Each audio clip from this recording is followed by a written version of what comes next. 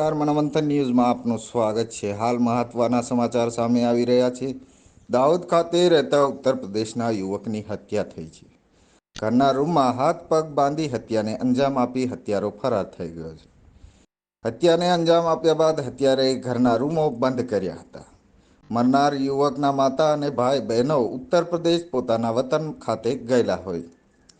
સમગ્ર ઘટનાની જાણ આસપાસના રહીશોને થતાં ઘટના સ્થળે ટોળે ઉમટી પડ્યા છે। ઘટનાની જાણ તાત્કાલિક પોલીસને કરતા પોલીસ કાફલો ઘટના સ્થળે પહોંચી કાયદેસરની કાર્યવાહી હાથ ધરવામાં આવી છે। આ બનાવને લઈ દાહોદ એલસીબી એસઓજી એ ડિવિઝન પોલીસ સહિત કાફલો ઘટના સ્થળે પહોંચી તપાસ હાથ ધરી હત્યારા સુધી પહોંચવાના ચક્રો ગતિમાન કર્યા છે। મનોમંથન ન્યૂઝ અબ્દુલ રઝાક મંસૂરી, દેવગઢ બારિયા।